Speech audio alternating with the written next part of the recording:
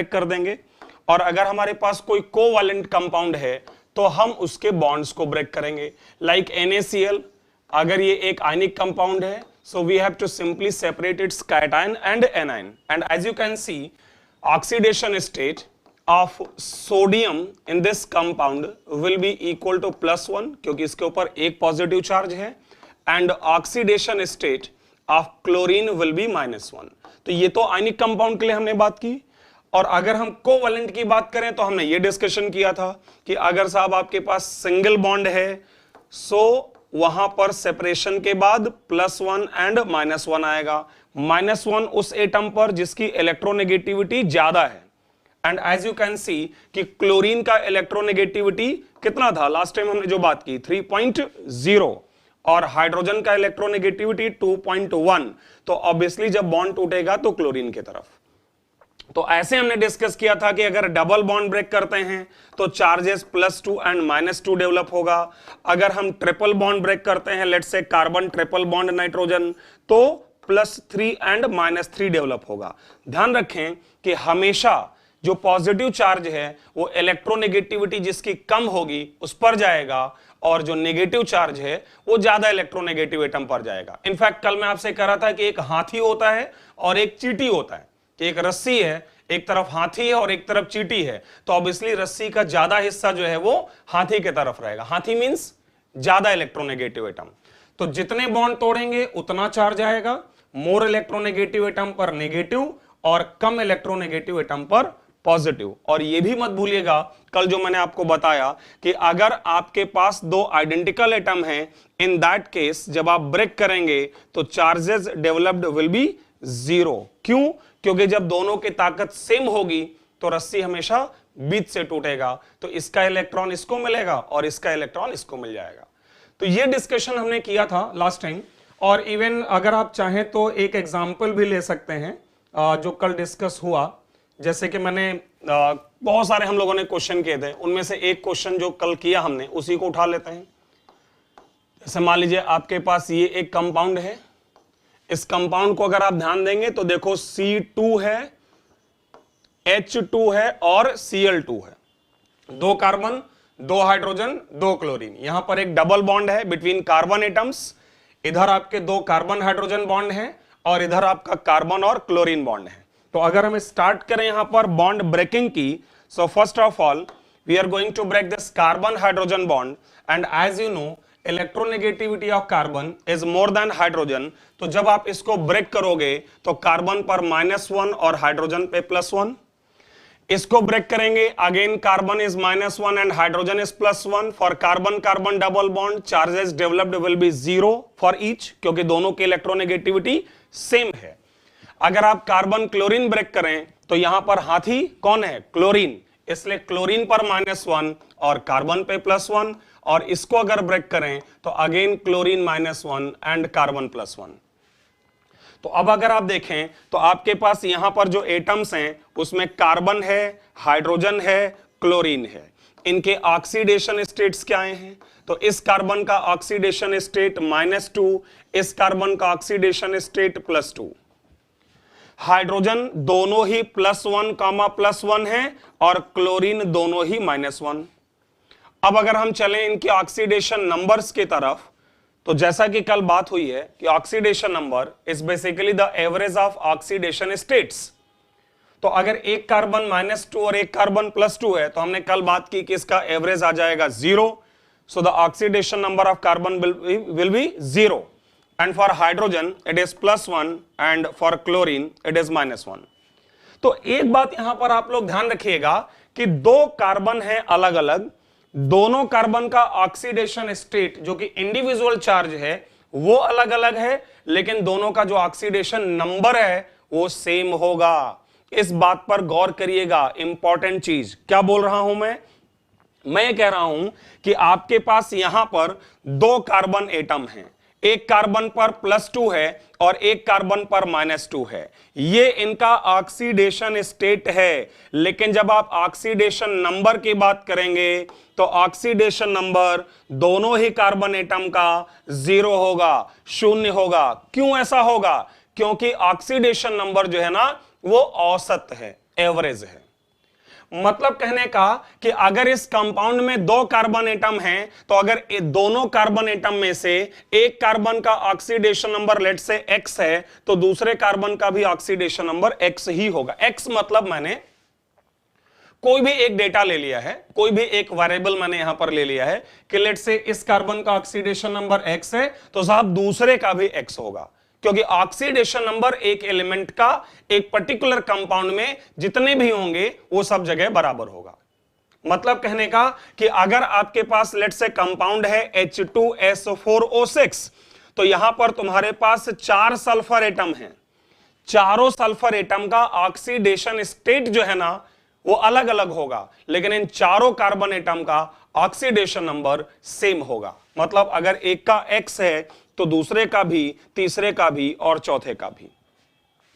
और एक बात और बताना चाहूंगा कि ऑक्सीडेशन स्टेट जो है ना उसको स्टडी करने के लिए तुम्हें स्ट्रक्चर चाहिए, लेकिन ऑक्सीडेशन नंबर स्टडी करने के लिए हमें स्ट्रक्चर नहीं चाहिए। आप देखें यहां पर क्या लिखा हुआ है। तो आज का डिस्कशन हमारा ये है, देखिए हेडिंग पड़ा हुआ है rules to find oxidation number without knowing the structure of chemical compound. मतलब अगर किसी केमिकल कंपाउंड का हमें स्ट्रक्चर नहीं मालूम है और हमें उसका ऑक्सीडेशन नंबर निकालना है तो वो कैसे किया जाएगा। अब आप ध्यान दीजिए, उसके लिए अपने कुछ रूल्स हैं, उन रूल्स को पहले हम लोग स्टडी करेंगे 1 बाय 1, और एक बार ये रूल्स आप समझ जाते हैं तो फिर हम आगे बढ़ जाएंगे। कैसे, जरा देखिएगा। यहां पर सबसे पहला रूल जो लिखा हुआ है वो ये है कि साहब जो है sum of oxidation number of all the atoms in a neutral molecule is 0। आप लोगों को पता है कि हमारे पास 2 तरह के केमिकल स्पीसीज होते हैं। केमिकल स्पीसी मतलब chemical compounds, okay. Chemical compounds रासायनिक यौगिक, उनको हम कहते हैं केमिकल स्पीसीज। तो हमारे पास 2 तरह के स्पीसीज होते हैं, एक जो न्यूट्रल होते हैं, ठीक है, और दूसरे जो आयंस होते हैं या आयनिक होते हैं। न्यूट्रल का मतलब जैसे सल्फ्यूरिक एसिड न्यूट्रल है, न्यूट्रल का मतलब उसके ऊपर कोई चार्ज नहीं, लाइक H2SO4। और आयनिक का मतलब जैसे नाइट्रेट आयन NO3-। तो यहां पर इस बात को समझिएगा कि किसी भी न्यूट्रल कंपाउंड में अगर हर एक एटम का ऑक्सीडेशन नंबर सम करें तो नेट 0 आएगा। मैं ये कहना चाह रहा हूं कि H2SO4 में हाइड्रोजन, सल्फर और ऑक्सीजन सभी पर अपना कुछ ना कुछ इंडिविजुअल चार्ज है, लेकिन उन सबको जब जोड़ा गया होगा तो 0 आया होगा, 0 आया होगा, इसीलिए उस पर कोई चार्ज नहीं है। जबकि नाइट्रेट आयन में शायद नाइट्रोजन और ऑक्सीजन को जब जोड़ा गया होगा, ऐड किया होगा, तो उन सबको ऐड करने पर एक नेगेटिव बचा होगा। वही नाइट्रेट आयन पर आपको एक नेगेटिव चार्ज यहां पर नजर आ रहा है। तो मैं ये कहना चाह रहा हूं कि हमारा जो पहला नियम है वो कहता है कि अगर हमारे पास कोई न्यूट्रल कंपाउंड है तो इसमें अगर मैं लिखूंगा 2 times oxidation number of hydrogen plus 1 into oxidation number of sulphur plus 4 into oxidation number of oxygen, क्योंकि यहां पर टोटल अगर आप ध्यान दें तो आपके पास टोटल 4 ऑक्सीजन एटम है, ओके। तो यहां पर आप लिख सकते हैं 4 into oxidation number of oxygen, this all must be equal to 0 because H2SO4 is a neutral compound. H2SO4 एक न्यूट्रल कंपाउंड है।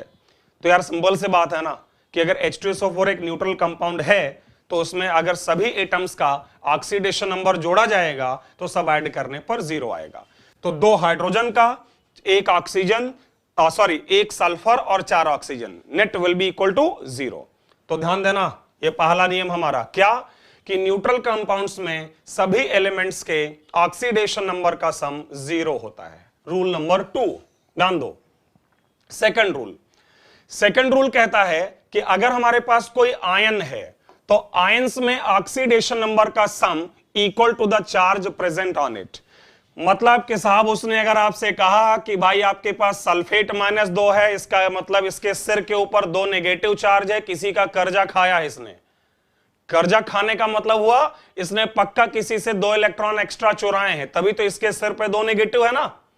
तो अगर SO4 -2 की हम बात करें, so we can say that 1 into oxidation number of sulfur plus 4 into oxidation number of oxygen must be equal to -2.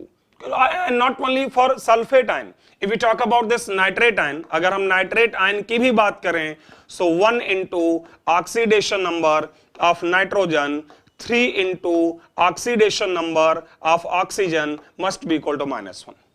तो आगे से ध्यान रखिएगा कि कभी भी कोई आयन होता है तो उसके सारे एलिमेंट्स के ऑक्सीडेशन नंबर का सम उस पर प्रेजेंट चार्ज। तीसरा नियम देखो जरा, अरे छोटे छोटे नियम है यार, अगर आप ना मतलब हम लोग चूंकि डिटेल में इलस्ट्रेट कर रहे हैं, इसको डिस्कस कर रहे हैं, इसलिए इतना समय ले सकता है, अदरवाइज आपके फिंगर्स पे रहेंगे ये रूल्स। क्या रूल्स अभी तक हमने बात की?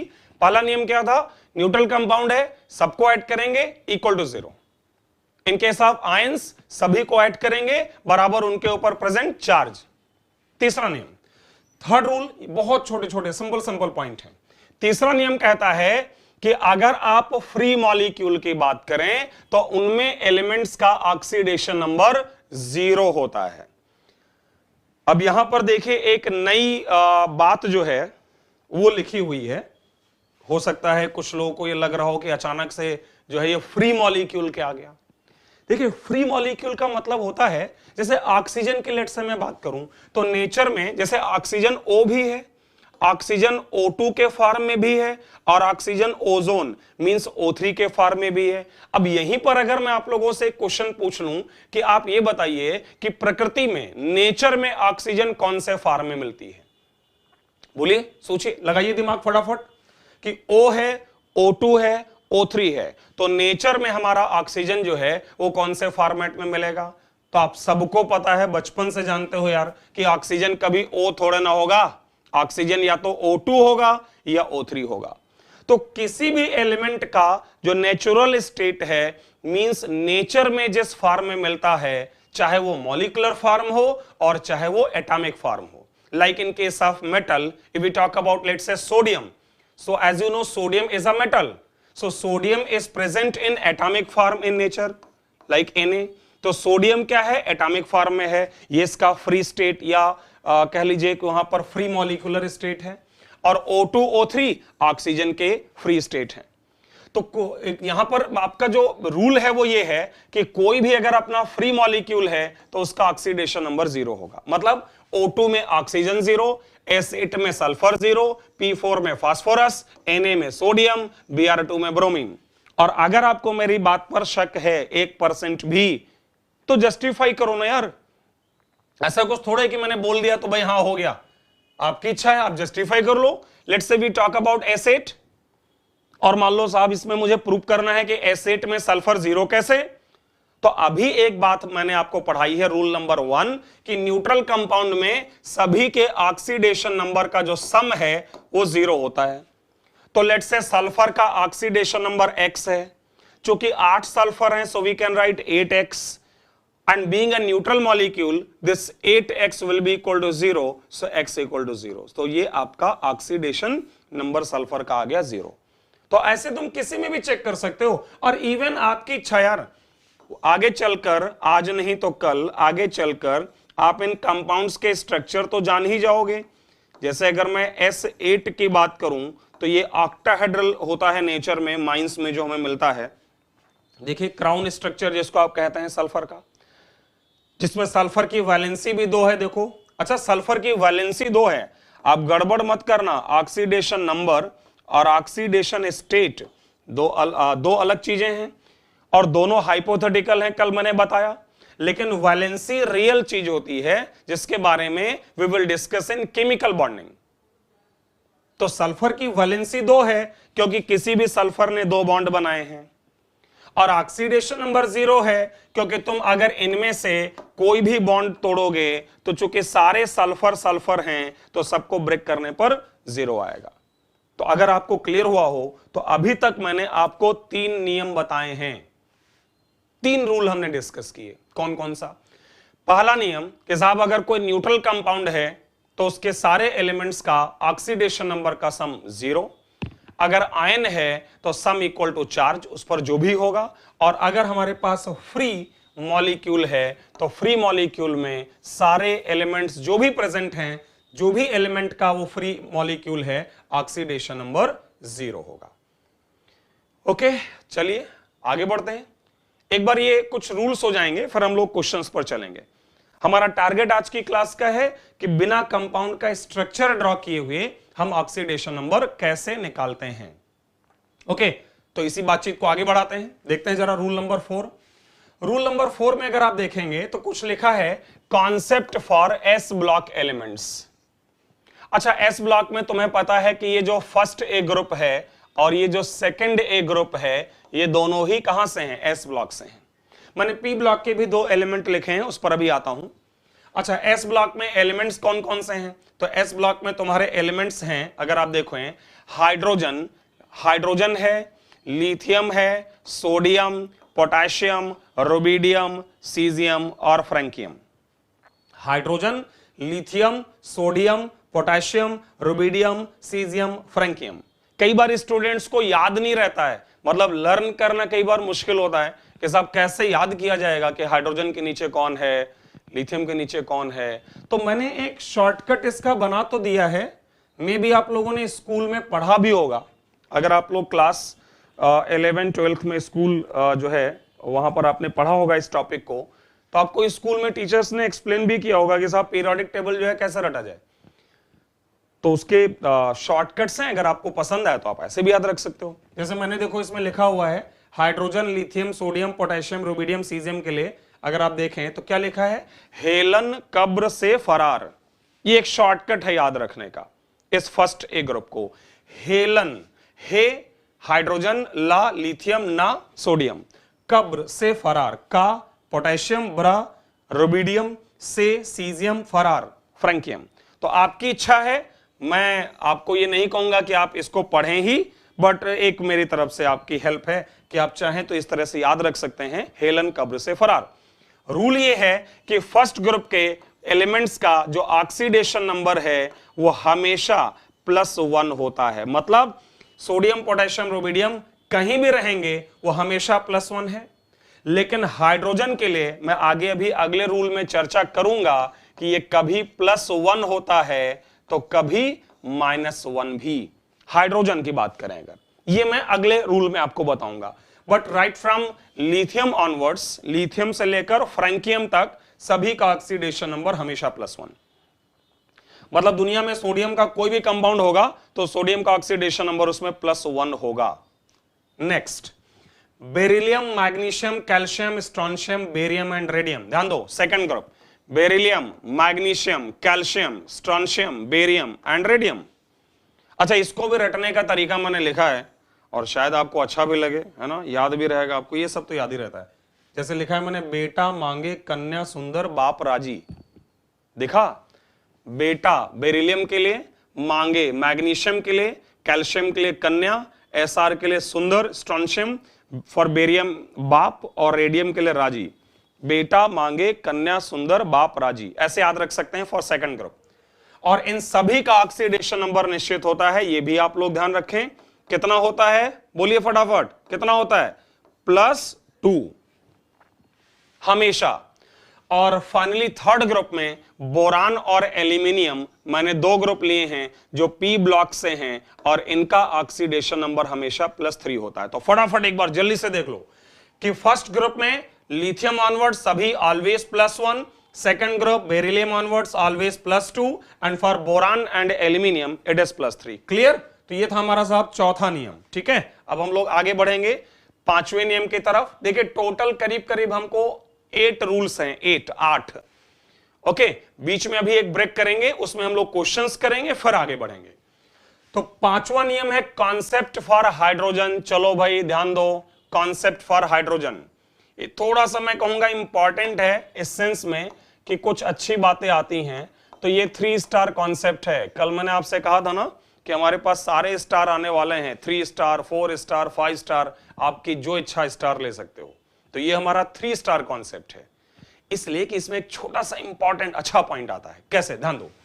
जैसे जनरली तो आप सबने ये पढ़ा है कि हाइड्रोजन का ऑक्सीडेशन नंबर हमेशा -1 होता है, सॉरी +1 होता है, लेकिन समटाइम्स से -1 होता है। अब आप ध्यान देने की कोशिश करना, हाइड्रोजन जब भी मेटल से जुड़ा है, एक्चुअली जो हमारी मेटल्स है ना, चाहे वो तुम सोडियम पोटेशियम की बात करो या इवन कैल्शियम मैग्नीशियम की बात करो, चाहे वो डी ब्लॉक में क्रोमियम जिंक की बात करो, चाहे एल्यूमिनियम की बात करो, या साहब मैं तो कहूंगा कुछ नॉन मेटल भी ले लो, ध्यान देना, boron, this boron is less electronegative than hydrogen. तो जो तुम्हारे मेटल होते हैं, those metals are less electronegative than hydrogen atom. तो जब भी तुम बॉन्ड तोड़ोगे, मतलब ऐसे कह लो कि रस्सी एक तरफ खींचता है मेटल और एक तरफ खींचता है हाइड्रोजन, तो ऑब्वियसली रस्सी कौन खींचेगा? Hydrogen. Hydrogen is more electronegative than metal, even some non metals are also less electronegative than hydrogen. So in this case minus और negative charge will be given to hydrogen, और तब hydrogen -1 होता है। तो hydrogen -1 कब होता है? जब मेटल से जुड़ता है। और इन कंपाउंड्स को भी तुम लोगों ने पढ़ा होगा लोअर क्लासेस में, हम लोग कहते हैं मेटल हाइड्राइड, जैसे sodium hydride NaH, calcium hydride CaH2, lithium aluminium hydride LiAH4। तो इन सभी कंपाउंड्स में हाइड्रोजन का ऑक्सीडेशन नंबर क्या रहेगा? -1। तो नियम बना लो कि हाइड्रोजन जब मेटल से जुड़ा है, इवन कुछ नॉन मेटल भी, तो हाइड्रोजन का ऑक्सीडेशन नंबर -1। और अगर हाइड्रोजन जुड़ा है नॉन मेटल से, चाहे वो आप ऑक्सीजन की बात करें, सल्फर, फास्फोरस, नाइट्रोजन, इन सब की, तो ऐसे केस में नॉन मेटल हाथी है, बॉन्ड नॉन मेटल के तरफ ब्रेक होगा और हाइड्रोजन पर चार्ज डेवलप होगा साहब वहां पर +1। तो जनरली हाइड्रोजन +1 होता है, क्योंकि हाइड्रोजन जो है वो नॉन मेटल्स से ज्यादा रिएक्ट करता है। इसलिए मैं कह सकता हूं कि साहब ऑलमोस्ट 90-95% कंपाउंड्स में हाइड्रोजन +1 है, बट अगर हाइड्रोजन मेटल से जुड़ा है, इन दैट केस हाइड्रोजन इज -1। अच्छा, एक बात पता नहीं आपके दिमाग में जा रही है कि नहीं, लेकिन कुछ स्टूडेंट्स के माइंड में एक अच्छा पॉइंट है, इनफैक्ट एक बात जा सकती है, आप जरा समझने की कोशिश करिएगा इस पॉइंट को, ठीक है? एक छोटा सा पॉइंट है, मे बी आप में से कुछ लोगों के माइंड में ये जाए, क्या कि जैसे साहब अगर हम हाइड्रोजन और हाइड्रोजन का बॉन्ड तोड़ते हैं, और हाइड्रोजन चूंकि इक्वल इलेक्ट्रोनेगेटिविटी वाले हैं, 2.1 और 2.1, तो जब हम इसको तोड़ते हैं तो दोनों हाइड्रोजन पर 0 चार्ज आता है। तो जरा ये सोच के बताएं कि अगर मैं हाइड्रोजन को फास्फोरस के साथ जोड़ दूं, hydrogen is again 2.1 and phosphorus is also 2.1, so both are having similar electronegativity, or you can say equal electronegativity. And as per our concept, if two atoms which are bonded to each other have equal electronegativity, in that case if bond is broken, the charges developed will be 0 and 0। इसका मतलब ये हुआ कि साहब हम phosphorus और hydrogen bond भी तोड़ें तो दोनों पर 0 चार्ज आना चाहिए। लेकिन मैं आपको बताना चाहूंगा कि ये बिल्कुल गलत है। भले ही P और H की इलेक्ट्रोनेगेटिविटी बराबर है, लेकिन इसके बावजूद भी चार्ज 0 नहीं आता है। अब ये एक यहां पर क्वेश्चन अराइज होता है कि साहब ऐसा क्या हो गया कि भाई जब रस्सी खींचने वाले दोनों एटम्स की ताकत सेम है, या इलेक्ट्रॉन चुराने की जो क्षमता है वो अगर दोनों एटम के सेम है, तो ऐसा कौन सा यहां जादू हो रहा है, या ऐसा कौन सा मिरेकल है, ये चमत्कार है कि 0 चार्ज नहीं डेवलप हो रहा है? जा रही ना ये बात माइंड में हमारे कि 0 चार्ज आना चाहिए, क्योंकि P और H दोनों की इलेक्ट्रोनेगेटिविटी इक्वल है, उसके बाद भी वहां 0 डेवलप हो नहीं रहा है। तो ये कौन सा जादू है? तो एक बात सुनिएगा जरा, जैसे नो डाउट कह सकते हो कि P और H दोनों के इलेक्ट्रॉन चुराने की जो क्षमता है, capacity to attract shared pair of electron is equal दोनों के लिए, P और H के लिए। लेकिन यहां पर अगर मैं एक छोटा सा प्रैक्टिकल एग्जांपल आपसे लूं कि साहब अगर मान लो यहां पर एक बात डिस्कस की जाए कि कोई भी जो चोर है, अगर मान लो दो लोग जो हैं वो दोनों बड़े शातिर चोर हैं, मतलब बड़े अच्छे चोर हैं, और मान लो लेट्स से कि वी हैव टू कंपेयर कि उनमें से कौन ज्यादा अच्छा चोर है, तो आपको नहीं लगता कि चोरी करने के लिए 2 इंपॉर्टेंट चीजों की आवश्यकता है? मैं आपको यहां पर ये चोरी करना नहीं सिखा रहा हूं, ठीक है, ऐसा मत सोचेगा आप लोग। लेकिन अगर मान लो मुझे ये कंपेयर करना हो कि साहब कौन ज्यादा अच्छा चोर है, तो मैं कहूंगा चोरी करने के लिए 2 क्वालिटीज आपके अंदर होनी चाहिए। कौन कौन सी? एक तो ये कि जब आप चोरी करने जाते हैं तो बेहतर चोर वो है जिसकी चोरी करने की कैपेसिटी, क्षमता, इलेक्ट्रोनेगेटिविटी, हाथी, जो भी आप कहना चाहो, कि एक तो उसकी चुराने की क्षमता अच्छी होनी चाहिए, मींस इलेक्ट्रोनेगेटिविटी अच्छी होनी चाहिए, और दूसरा वो अच्छा चोर होगा जिसका घर बड़ा है। ये मैं घर क्यों बोल रहा हूं कि मान लो आप अगर जो सामान चोरी करके लाते हैं उसको रखने की जगह अगर आपके पास नहीं है, तो आज आप चुरा के लाओगे, कल आपके घर से कोई और चुरा के ले जाएगा, तो फिर आप अच्छे चोर नहीं हुए ना। अच्छा चोर वो है जो चोरी करने की जिसकी ताकत भी अच्छी हो और जो सामान वो चुरा के लाया उसको संभाल के रखने की क्षमता भी हो। मतलब ऐसा नहीं है कि चोरी तो कर लिया फिर अगले दिन कोई और आपसे चुरा ले गया। तो दो इंपॉर्टेंट चीजें यहां पर निकल के आती हैं अगर आप इस बात को मेरी समझे कि अच्छा एटम वो है, या कह लो नेगेटिव उस पर जाएगा जिसकी इलेक्ट्रोनेगेटिविटी ज्यादा होने के साथ साइज बड़ा हो, घर बड़ा हो, महल की तरह घर हो, बहुत सारे कमरे हो, किसी भी कमरे में चोरी वाला सामान डाल दो यार दूसरा ढूंढ ही नहीं पाएगा। तो अगर मेरी बात आपको समझ आई तो प्रोबेबली अब आप इस क्वेश्चन का आंसर दे पाओगे कि साहब H और P नो डाउट दोनों की इलेक्ट्रोनेगेटिविटी सेम है, बट फिर भी शायद हाइड्रोजन पर +1 आएगा और फास्फोरस पर -1, क्योंकि दोनों की ताकत सेम है, बट फास्फोरस का जो एटॉमिक साइज है, एटॉमिक रेडियस है, that is greater than hydrogen. Clear? एक दो और एग्जांपल लिख देता हूं। जैसे मान लो carbon and sulphur both are having equal electronegativity of 2.5, but the size of sulphur is greater than carbon. तो अगर आप इसको ब्रेक करते हैं, in that case carbon will have +1 and sulphur will have -1, क्योंकि सल्फर का साइज बड़ा है। सिमिलरली एक और एग्जांपल, कार्बन और आयोडीन बॉन्ड ब्रेक करें, दोनों की इलेक्ट्रोनेगेटिविटी अगेन इक्वल है 2.5, बट कार्बन पर पॉजिटिव चार्ज आएगा और आयोडीन पर -1। ओके, फाइनली तो इस रूल को मैं स्टॉप कर रहा हूं, हाइड्रोजन को लेकर था, उम्मीद है आप समझ गए होंगे। ठीक है, आगे चलते हैं। अच्छा पॉइंट था इनफैक्ट। छठा नियम, कॉन्सेप्ट फॉर हैलोजेंस। देखिए बड़े अच्छे अच्छे पॉइंट यहां पर आ रहे हैं। मैं आपको अब तक अगर याद दिला दूं तो अब तक जो हमने बातचीत की है उसमें ये कि साहब न्यूट्रल कंपाउंड्स के लिए सबका सम करेंगे 0, आयंस है सबका सम करेंगे उनके ऊपर present charge. For elements in their free state oxidation number will be equal to 0। In S block for first A group oxidation number is +1 except hydrogen. In second A group it is +2, and that for boron and aluminium it is +3. In case of hydrogen, oxidation number may be +1 and sometimes it may be -1 if hydrogen is attached to metal. तो अभी तक हमने ये 5 rule पढ़े हैं, उसी बातचीत को आगे बढ़ाते हैं। रूल नंबर 6, जैसा कि आप यहां पर देख ही रहे हैं कि ये कॉन्सेप्ट जो है हमारा हैलोजेंस के लिए है। ओके, हैलोजेंस सबसे इंपॉर्टेंट आपकी पीरियोडिक टेबल में, और सबसे इंपॉर्टेंट क्या यार, मैं तो यहां तक बोलूंगा कि हमारा जो फ्लोरीन है, कल भी बोला था मैंने कि पूरे पीरियोडिक में टेबल में प्रेजेंट सारे एलिमेंट्स का बाप है। बताया था ना कल मैंने कि ये सारे एलिमेंट्स का बाप है। क्यों? क्योंकि फ्लोरीन की इलेक्ट्रोनेगेटिविटी सबसे ज्यादा है। आपको याद होगा तो हमने बात की थी कि इसका इलेक्ट्रोनेगेटिविटी पॉलिंग स्केल पर 4.0 है। तो फ्लोरीन किसी से भी जुड़ा होगा ना उसके इलेक्ट्रॉन छीन लेगा, या ऐसे मैं कह दूं कि किसी दूसरे एलिमेंट की या दुनिया में किसी की ताकत नहीं है, इतनी औकात नहीं है कि फ्लोरीन के इलेक्ट्रॉन छीन ले, क्योंकि उसकी इलेक्ट्रोनेगेटिविटी सबसे ज्यादा है, वो सबका बाप है। और आप जानते हो कि फ्लोरीन का valence electron means number of electrons in outermost shell जो है वो 7 होता है। फ्लोरीन का एटॉमिक नंबर कितना होता है? 9। So electronic configuration will be 2,7। तो लास्ट में कितने हैं? 7। और आपको पता है कि एटम का ऑक्टेट या डुप्लेट नहीं पूरा है तो वो दुखी होता है, मतलब वो अपने ऑक्टेट या डुप्लेट को पूरा करने के लिए ही दूसरों के साथ शेयरिंग करता है या इलेक्ट्रॉन का ट्रांसफर करता है।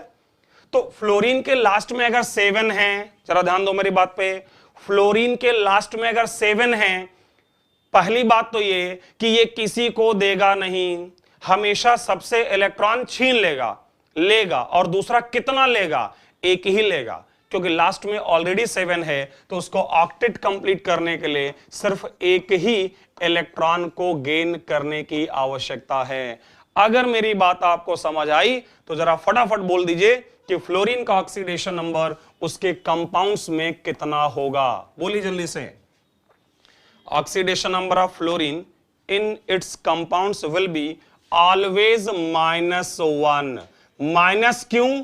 क्योंकि वो इलेक्ट्रॉन गेन करेगा, और 1 क्यों, क्योंकि एक ही गेन करेगा। तो उम्मीद है कि साहब यहां तक आपको ये बात समझ आई होगी कि फ्लोरीन जो है वो हमेशा -1 होता है। अच्छा, अब मैं बात करूंगा बाकी के 3 halogens, chlorine, bromine and iodine.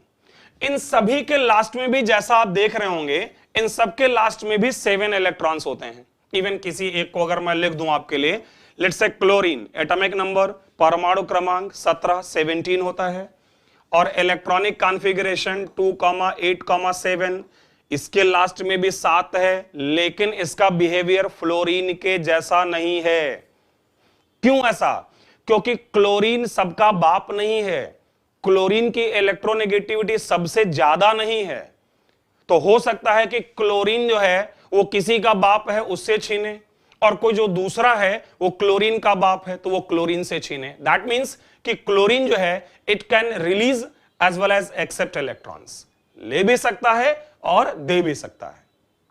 अब अगर ये लेगा तो आप समझ रहे हैं कि एक ही इलेक्ट्रॉन को गेन कर सकता है, और अगर ये देगा तो मैक्सिमम 7 इलेक्ट्रॉन्स का लॉस हो सकता है, क्योंकि उसके लास्ट में 7 है। नहीं, मैं ये नहीं कह रहा हूं, एक मिनट, मैं ये नहीं कह रहा हूं कि आप लोग ये मत समझिएगा कि मैं कह रहा हूं 7 ही देगा। नहीं, वो एक भी लूज कर सकता है, 2, 3, 4, 5, 6, 7, मतलब मैक्सिमम 7 लूज करेगा और गेन 1 करेगा। तो सोचो, अगर एक गेन करेगा तो उसका ऑक्सीडेशन नंबर -1, कुछ नहीं करेगा तो 0, एक लूज करेगा तो +1, 2 लूज करेगा तो +2, 3 करेगा तो +3, +4, +5, +6 एंड +7। तो अगर आपको मेरी बात समझ आई हो तो साहब मैं ये कहना चाह रहा हूं कि क्लोरीन का ऑक्सीडेशन नंबर फिक्स नहीं होगा, वो कभी ले भी सकता है, कभी दे भी सकता है। अगर वो लेगा तो चार्ज -1 आएगा, और अगर देगा तो पॉजिटिव में अप टू +7। इसका मतलब क्लोरीन, ब्रोमीन, आयोडीन तीनों के लिए यही कहानी रहेगी कि इनका जो ऑक्सीडेशन नंबर का जो रेंज है, रेंज का मतलब मिनिमम कहां से लेकर मैक्सिमम कहां तक, मतलब 2 एक्सट्रीम पॉइंट कौन से हैं। तो इन सारे हैलोजेंस का ऑक्सीडेशन नंबर -1 से लेकर +7 तक वरी करेगा। ऑब्वियसली मैं ये नहीं कह रहा हूं कि फ्रैक्शनल नहीं हो सकता है, फ्रैक्शनल भी हो सकता है, क्योंकि एवरेज लेंगे तो फ्रैक्शन भी आ सकता है और इंटीजर भी हो सकता है, बट -1 से +7। तो रूल क्या बना, हैलोजेंस में फ्लोरीन का ऑक्सीडेशन नंबर फिक्स है, क्लोरीन, ब्रोमीन का ऑक्सीडेशन नंबर वेरिएबल है, फिक्स नहीं है, and it may vary from -1 to +7। Okay साहब, तो एक बार और, न्यूट्रल कंपाउंड्स के लिए टोटल सम 0, पहला नियम। आयंस के लिए टोटल सम बराबर उन पर चार्ज, दूसरा नियम। फ्री मॉलिक्यूल्स के लिए oxidation number 0। First A group S block में +1, second A group +2, boron and aluminium +3, hydrogen generally +1, sometimes -1, fluorine हमेशा -1, क्लोरीन, ब्रोमीन, आयोडीन जो हैं उनका एक रेंज होगा -1 से +7। तो अभी 1-2 नियम और हैं, लेकिन मुझे लगता है यार कि अब समय है कि कुछ क्वेश्चंस किए जाएं। अभी 2 नियम और पढ़ाऊंगा मैं आपको, टोटल 8 रूल्स हैं जैसा कि मैंने कहा, बट उससे पहले मैं चाहता हूं कि कुछ क्वेश्चंस किए जाएं। ओके, एक क्वेश्चन मैं सॉल्व करके आपको दिखाऊंगा और बाकी के क्वेश्चंस आप लोग सॉल्व करेंगे फटाफट। ठीक, मैं दिखाता हूं, एक क्वेश्चन मैं आपके लिए सॉल्व करता हूं। जैसे मान लीजिए N2H4 और हमें नाइट्रोजन का ऑक्सीडेशन नंबर निकालना है। तो अभी हमारी बात हुई है कि जिसका ऑक्सीडेशन नंबर निकालना है उसको X कर लो, और 2 नाइट्रोजन है तो तुम क्या लिख सकते हो, 2x। हाइड्रोजन 4 हैं, हाइड्रोजन का 1 होता है तो 4 हाइड्रोजन का 4 × 1 टोटल इक्वल टू 0। समझ आई बात, नाइट्रोजन का X। तो अगर आपके पास यहां पर टोटल 2 नाइट्रोजन हैं तो मैंने कह दिया 2 नाइट्रोजन का X और X, क्योंकि वो तो बराबर ही होता है, तो 2x। हाइड्रोजन 4 है, हाइड्रोजन का +1 होता है, सो 4 × 1 इक्वल टू 0। हाइड्रोजन +1 क्यों, क्योंकि हाइड्रोजन -1 तभी होगा जब मेटल के साथ होगा, and nitrogen is a non metal, not metal, fine. So 2x + 4 equal to 0, और यहां से अगर हम सॉल्व करें तो x इक्वल टू क्या आ जाएगा, -2। So this is the oxidation number of nitrogen. तो जल्दी से बहुत ज्यादा समय न लेते हुए, मेरे हिसाब से 5 मिनट काफी है कि आप 5 मिनट लो, ठीक है, और आप फटाफट इनका आंसर दो, इससे ज्यादा समय की आवश्यकता नहीं है। और जब भी मैं समय आपको देता हूं तो टाइम है कि वीडियो को पॉज किया जाए और पॉज करने के बाद आप क्वेश्चन सॉल्व करें, देन मेरा सॉल्यूशन देखें। फाइन, तो आप लोग वीडियो पॉज करें, सॉल्व करें और अब मैं जो एक्सप्लेन कर रहा हूं उस सॉल्यूशन को देखें। चलिए, तो N2H4 जैसा कि मैं आपको एक्सप्लेन कर चुका हूं।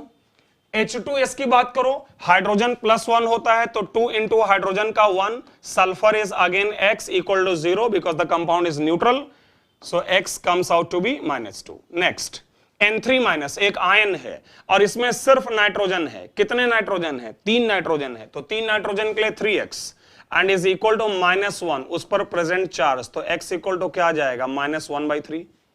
BCl3, बोरान और एल्यूमिनियम दोनों का निश्चित होता है +3 और क्लोरीन का अगर x ले लें तो 3x इक्वल टू 0, तो यहां से x इक्वल टू क्या आ जाएगा? -1। Next NaBH4, sodium is always +1, boron is always +3 and hydrogen is 4 times x, क्योंकि 4 है ना तो हाइड्रोजन आ गया -1। और ठीक भी है क्योंकि मेटल्स के साथ है और बोरान की भी इलेक्ट्रोनेगेटिविटी कम ही होती है हाइड्रोजन से, तो -1 आना ही था। LiAlH4, lithium is +1, aluminium is +3, hydrogen is 4, तो 4 टाइम्स x इक्वल टू 0, तो यहां से x इक्वल टू क्या आ गया? -1। NPCl5, phosphorus is X। अच्छा, यहां पर एक छोटा सा क्वेश्चन अराइज होता है कि phosphorus is X and what about chlorine? What about chlorine? क्योंकि अभी हमारी बात हुई है, अभी हमने डिस्कस किया है कि आपका जो यहां पर ClBr होता है, उनका जो ऑक्सीडेशन नंबर है वो फिक्स नहीं होता है। और हमारी गणित कहती है, हमारी मैथमेटिक्स कहती है कि linear equation in one variable obviously तभी सॉल्व होगा जब उसमें एक वेरिएबल है।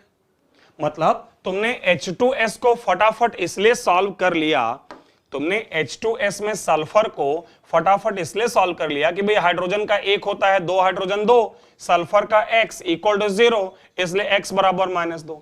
लेकिन अब अगर एक से ज्यादा अननोन होगा तो कैसे काम चलेगा? भाई फास्फोरस का तो x रखेंगे, लेकिन अब क्लोरीन का क्या रखें? समझ आई बात? क्योंकि क्लोरीन का ऑक्सीडेशन नंबर फिक्स नहीं होता है, क्लोरीन का ऑक्सीडेशन नंबर वेरिएबल है, बदलता रहता है। तो एक बात समझिएगा यार मेरी, कि क्लोरीन, ब्रोमीन और आयोडीन, ध्यान देना एक इंपॉर्टेंट पॉइंट है, और इनफैक्ट मैं इसको ना बोलने जा रहा हूं 4 star concept. This is a 4 star concept, okay? कि क्लोरीन, ब्रोमीन, आयोडीन के बारे में मैंने कहा है कि -1 से लेकर ये +7 तक वैरी करते हैं, लेकिन ये -1 भी हो सकते हैं। कब? जब ये एक इलेक्ट्रॉन को गेन करेंगे। अगर क्लोरीन, ब्रोमीन, आयोडीन गेन करेंगे तो एक ही गेन करेंगे, फ्लोरीन के ही जैसा -1 आएगा। तो अगर किसी एलिमेंट X से ये लोग जुड़े हैं और ये जो है ना, ये आपका एलिमेंट जो X है, it is less electronegative than chlorine, bromine and iodine, अगर इनसे कम ताकतवर है तो इन सब पर -1 ही आएगा। तो कहने का मतलब मेरा यह है कि भले ही ClBr -1 से +7 है, वैरी करते हैं, बट अगर क्लोरीन, ब्रोमीन, आयोडीन कम ताकतवर एटम से जुड़े हैं तो ये भी हमेशा -1 होंगे, क्योंकि छीन लेंगे। तो चूंकि P और Cl में फास्फोरस से जुड़ा है Cl, तो क्लोरीन ज्यादा इलेक्ट्रोनेगेटिव होगा, तो ऑब्वियसली क्लोरीन का तुम क्या ले सकते हो? -1। तो 5 क्लोरीन है, so 5 to -1 equal to 0, x will be equal to +5। अगर आप लोगों को मेरी ये बात समझ आई है और ये रूल अगर समझ आया है, ठीक है, ये वाला रूल जो मैंने बोला है, ये एक इंपॉर्टेंट पॉइंट है, इसको आपको अच्छे से देख लेना चाहिए कि क्लोरीन, ब्रोमीन, आयोडीन के साथ अगर जुड़ा एटम लेस इलेक्ट्रोनेगेटिव है तो क्लोरीन, ब्रोमीन, आयोडीन पर -1 आप ले सकते हैं। मैं इनफैक्ट ना आपको ज्यादा अच्छा होगा कि एक दो और एग्जांपल लेकर एक्सप्लेन कर दूं, कि जैसे मान लो आपके पास कंपाउंड है CrCl3, आपके पास कंपाउंड है SO2Cl2, आपके पास कंपाउंड है SOCl2, आपका कंपाउंड है ICl3, आपका कंपाउंड है IBr2-, और मान लो आपसे कहा जाए कि साहब chromium, sulphur, sulphur, iodine, iodine, इनका ऑक्सीडेशन नंबर निकालो। तो देखो क्रोमियम और क्लोरीन में नो डाउट क्लोरीन ज्यादा इलेक्ट्रोनेगेटिव है, तो क्रोमियम से इलेक्ट्रॉन वो लेगा, और जब लेगा तो क्या आएगा -1। तो यहां आप लिख सकते हो x प्लस 3 क्लोरीन के लिए -1 equal to 0, x equal to +3। यहां पर भी सल्फर का x ऑक्सीजन का जनरली -2 होता है, और क्लोरीन को भी -1 बराबर 0। क्यों? क्योंकि जब सल्फर से तुम्हारा क्लोरीन जुड़ा होगा, ओके, तो क्लोरीन की ताकत ज्यादा है, तो क्लोरीन -1 ही आएगा। तो इसको भी सॉल्व कर लो, सल्फर आ जाएगा। यहां भी x प्लस ऑक्सीजन के लिए -2 और 2 क्लोरीन का -1 बराबर 0 लिख सकते हो। अच्छा यहां देखो, आयोडीन का निकालना है और क्लोरीन का मैं -1 ले लूंगा। क्यों? क्योंकि आयोडीन से क्लोरीन जुड़ा है and chlorine is more electronegative, so it will get -1 charge. And similarly, in the last question also, iodine is x, 2 into bromine is -1 equal to -1. क्यों? क्योंकि I से Br जुड़ा है and Br is more electronegative, तो bromine पर -1। तो halogens के लिए मैं ये बात कर रहा था, और इनफैक्ट ये एक इंपॉर्टेंट पॉइंट था, इसलिए आप लोग इसको केयर करिएगा। मैं लौट के आता हूं जो हमारा डिस्कशन चल रहा था।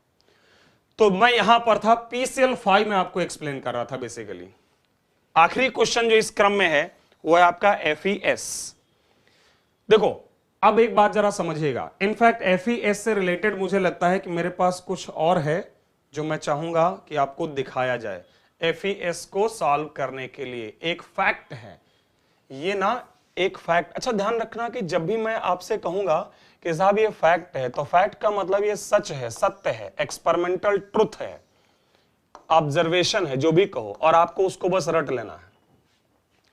तो ये एक फैक्ट है कि जितने भी आपके मेटल सल्फाइड्स होते हैं, मतलब जब भी सल्फर आपके मेटल के साथ होता है, those compounds are known as metal sulphides, और मेटल सल्फाइड्स में जो सल्फर है उसका ऑक्सीडेशन नंबर साहब हमेशा -2 होता है।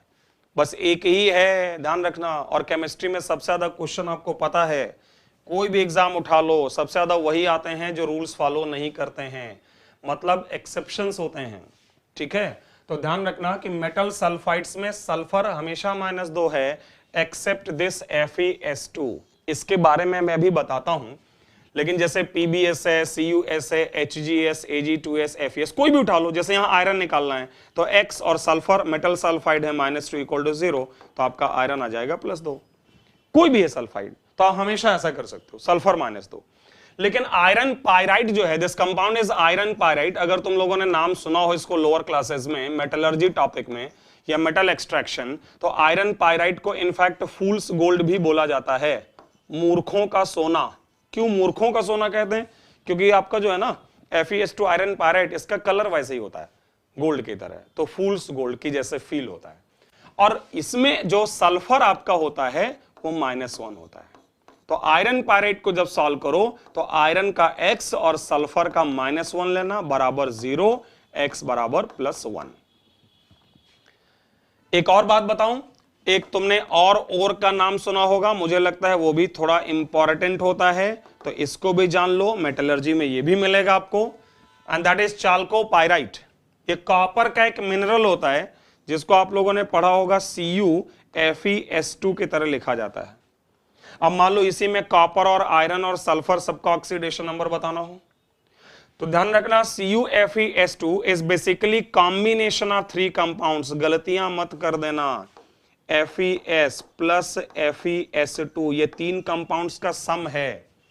कौन कौन से कंपाउंड है? 3।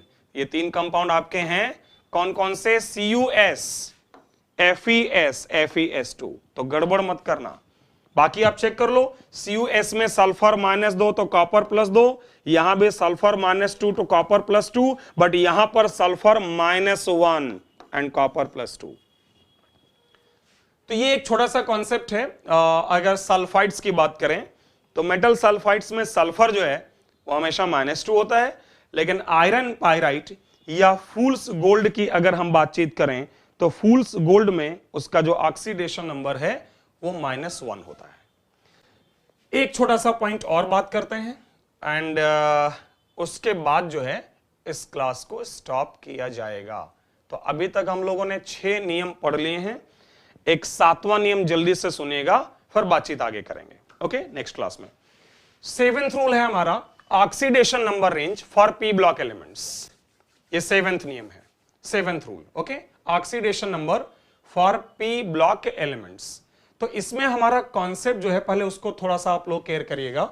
सबसे पहले तो मैं चाहता हूं कि आप लोग भाई पी ब्लॉक एलिमेंट्स को याद रखें, क्योंकि एलिमेंट्स की संख्या काफी ज्यादा है। तो अगेन मैंने थोड़ा सा वर्कआउट किया है आपके लिए, थोड़ा सा कुछ शॉर्ट ट्रिक्स लिखी हैं, आप चाहेंगे तो इनको फॉलो कर सकते हैं, बाकी आपकी इच्छा। मतलब ये आपका रोल है कि आपको एलिमेंट्स याद होने चाहिए। मैंने आपके लिए लिख दिया है, जैसे 3rd ए में boron, aluminium, gallium, indium, thallium, तो मैंने लिखा है बैंगन, आलू, गाजर इन थैला।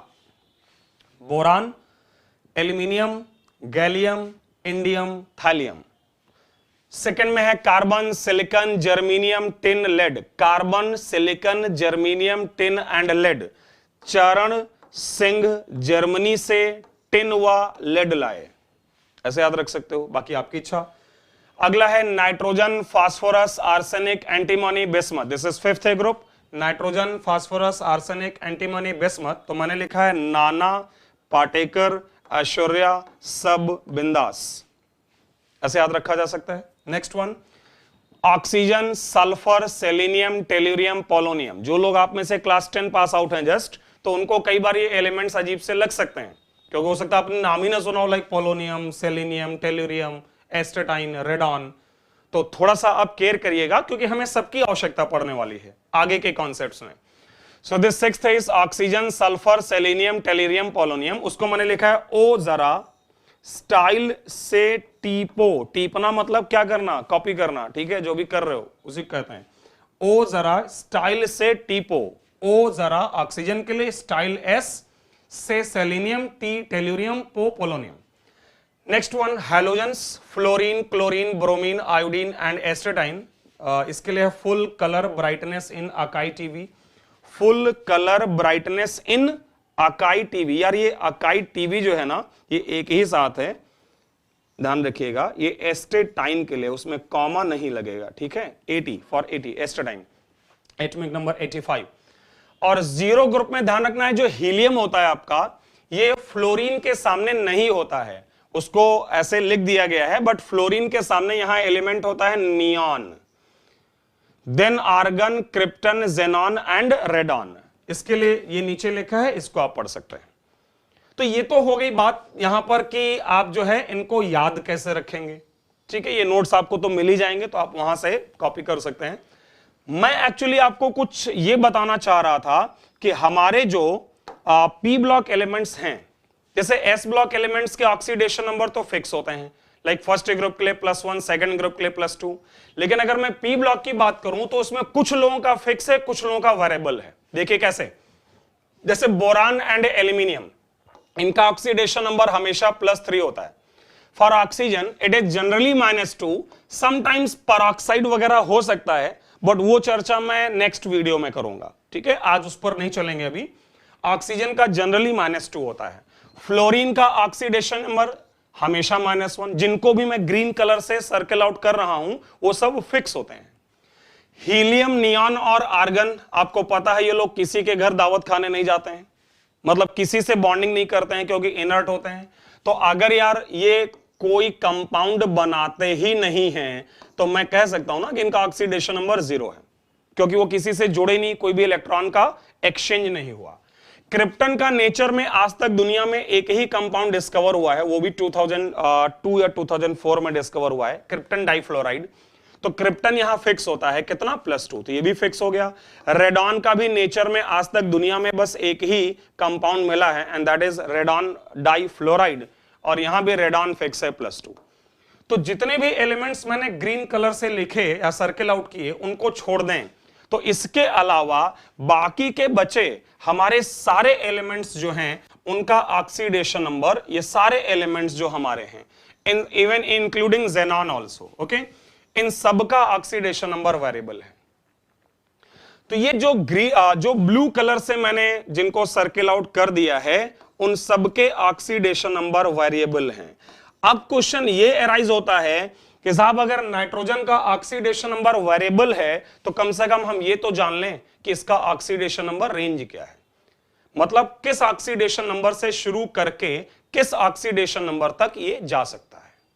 तो इसके लिए बस 2 मिनट आपका और लूंगा, इसको समझाने के लिए कि किसी भी एलिमेंट का जो ऑक्सीडेशन नंबर रेंज है वो क्या हो सकता है। ओके, तो चलिए जरा ध्यान से सुनिएगा। लेट्स से मैं नाइट्रोजन से ही चलिए शुरुआत कर लेता हूं। मान लेते हैं कि हमारे पास यहां पर कुछ एक एलिमेंट्स हैं, नाइट्रोजन है, कुछ ले लेता हूं मैं, nitrogen, sulphur, carbon, chlorine, phosphorus. सबसे पहले हम लोग बातचीत करेंगे कि साहब इनके पास वैलेंस इलेक्ट्रॉन कितने हैं, फिर बात करेंगे इनका मैक्सिमम ऑक्सीडेशन नंबर क्या है, और फिर बात करेंगे इनका मिनिमम ऑक्सीडेशन नंबर कितना है। अब तुम किसी भी एलिमेंट को उठा लो, लेट्स से नाइट्रोजन, नाइट्रोजन का एटॉमिक नंबर 7, 2,5, तो लास्ट में इलेक्ट्रॉन कितने हैं, 5। और वैसे भी आप लोगों को